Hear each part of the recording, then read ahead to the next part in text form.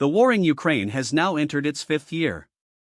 Russia's full-scale invasion, launched in February 2022, triggered the largest land war in Europe since World War II. Today we examine all active front lines, Russian attack axes, and where the conflict stands heading into June 2026. The front line stretches over 1,200 kilometers from Sumy in the north to the Kherson estuary in the south. In the north, Russian forces apply persistent pressure on the Kharkiv region from staging areas around Belgorod. The border town of Vovchansk has been a grinding point since May 2024, with Russian infantry advancing block by block under artillery cover. Kharkiv itself, Ukraine's second-largest city with over 1 million residents, is targeted by glide bombs and Shahed drones daily. Ukrainian defenses have largely held this axis at significant cost. The Sumy region to the west faces cross-border shelling but no major ground assault. The Donetsk axis is the war's most intense grinding front. After the fall of Avdiivka in February 2024, Russian forces pushed west toward the critical logistics hub of Pokrovsk. Advancing 3 to 5 kilometers per month on average, Russian infantry relies on drone-guided artillery and armored assaults. Ukrainian brigades face severe ammunition constraints and manpower attrition.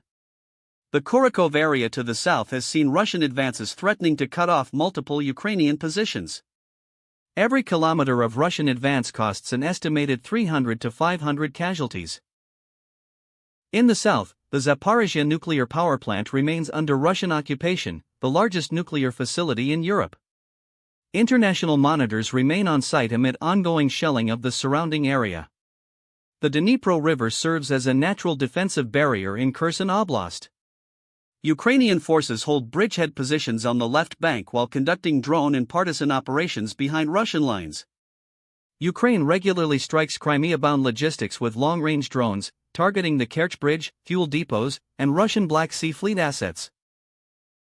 Russia's air campaign has evolved around mass drone and glide bomb strikes. Shahed 136 kamikaze drones from Iran saturate Ukrainian air defenses through volume.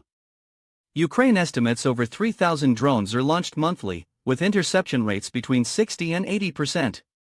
KAB glide bombs, converted Soviet unguided bombs with GPS kits, allow Russian aircraft to strike from 50 to 70 kilometers range, outside effective Ukrainian air defense coverage. Ballistic missiles including Iskander-M and the North Korean KN-23 target Ukrainian cities and infrastructure monthly. Ukraine has significantly expanded its deep strike capability. Western-supplied ATACMS missiles target Russian logistics hubs and airfields up to 300 kilometers behind the front line.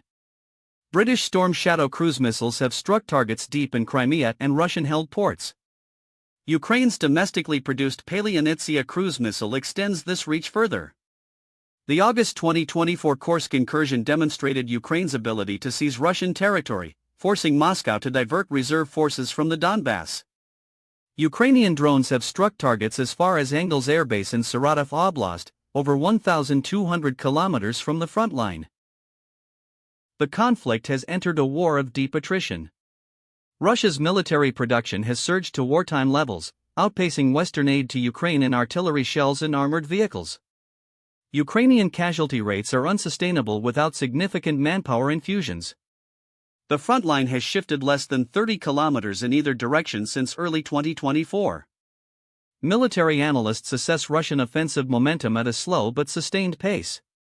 A decisive breakthrough remains unlikely without a fundamental shift in either Western support levels, Russian domestic stability, or Ukrainian mobilization capacity. The war continues.